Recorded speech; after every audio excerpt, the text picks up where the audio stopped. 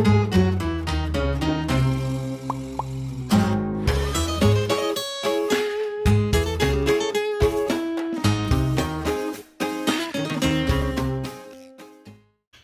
guys, my name's Rochelle and welcome to Atheist Mom, where we talk about religion, mental health, and secular parenting. Since this is my first video, I thought I'd dive in headlong and make things awkward real fast by talking about a fear that strikes the death knell into the heart of parents worldwide, Christians and atheists alike, and that is talking with your kids about sex. Now, my sex education was, how shall I put it? Biblical?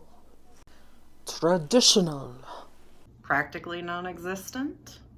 By which I mean, my sex education was pretty much Bible verses, which is definitely not the best way to teach sex.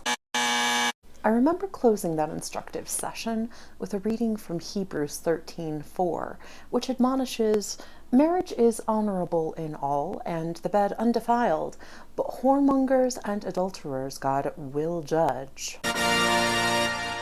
Yeah. So my dad pops his head up over the Bible and he's like, "Does that make sense?" And I'm like,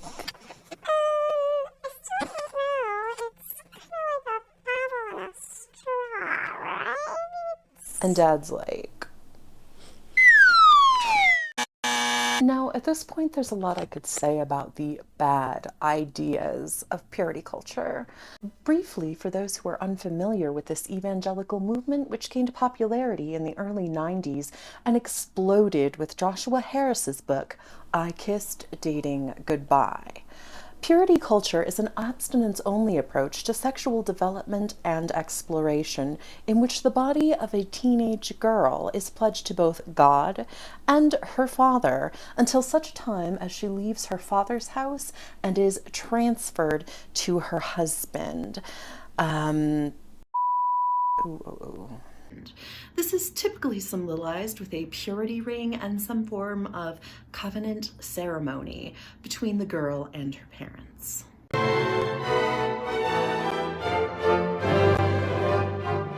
The basic line they feed the girls is this: if you just wait and stay pure and save yourself for only your husband, God will bless you with the most romantic sex life you can possibly imagine, and you will instantly know how to make all of your husband's wildest dreams come true.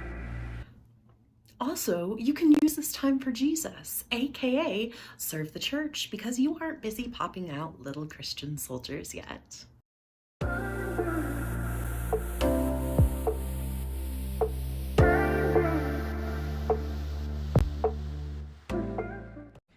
Blessed be the fruit.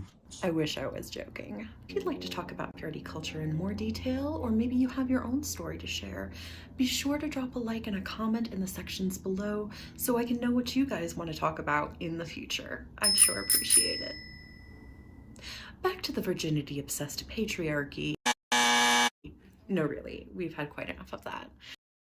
The purpose of this video is actually to provide some strategies to secular parents to help them have meaningful communication with their children about sexual development as their children grow.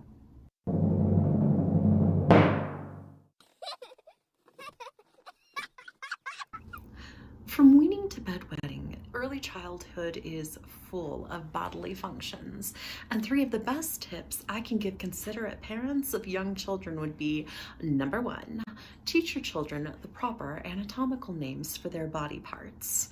This will make it easier for a child to communicate to an adult if they have been sexually abused. Number 2, do not shame your child for bodily function. Stop poop shaming! Telling a young child their genitals are dirty or stinky or naughty is likely to have a negative impact on how they see their bodies as an adult. I would say this is especially crucial during the ages where they're toilet training. I'm a big kid now. As your child develops and explores, they will develop a sense of self and a sense of empathy, which is by far one of the best innate human virtues, rivaled only by a child's natural curiosity. This is the perfect developmental phase to share ideas and listen to your child and reinforce values like autonomy. Teach your child that their body belongs only to themselves, and they are free to use it to explore the world. This can easily transition to conversations about privacy or personal discretion. Teach them about consent. Help them imagine what it would actually be like to be the other person, feeling their feelings and inside their body, with different ideas and experiences. Expose children to a variety of cultures and experiences. Teach them it is not okay to use force to bend others to their will. Each person has a right to their own body. Let your child know they have the right to say stop or no, even to you. Number 3. Let your child know they can come to you with questions and that you'll always be happy to help them find good information or whatever they're looking for. Let your child know that you trust them to make positive decisions and they can trust you to have their backs when they inevitably don't. Remember, the world is a complex and fast-paced place, and your child may already be developing a sense of gender identity or sexual preference. Be aware and respectfully accepting of your child's life choices. Support them as they figure themselves out. Support your fledgling teenager as they embark on life's journey. Be at peace with letting go of their hand, of control, of the predisposition to shield them. This could mean making positive peer interaction a priority for your teenager. It could mean supporting their displays of body confidence. Or, and disclaimer, I heard this from a therapist, maybe turning a blind eye to romance novels or secretly delivering a hentai or not objecting or always moralizing a sex scene when it plays on TV. I mean, I thought it was kind of weird at first, but then I was like, oh yeah, they'd be doing that anyway, so basically, like, they won't get in trouble for it? Remind your kid that sex is natural and nothing to be ashamed of.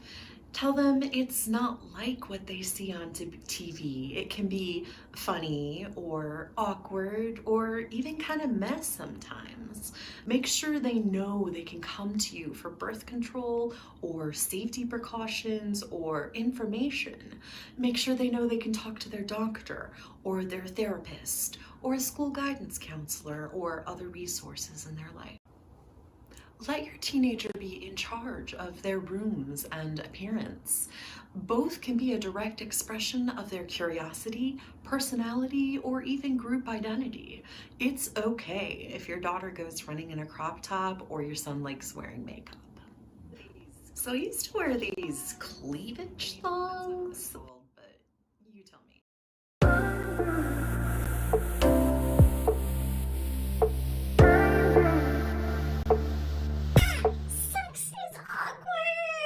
No ADHD here.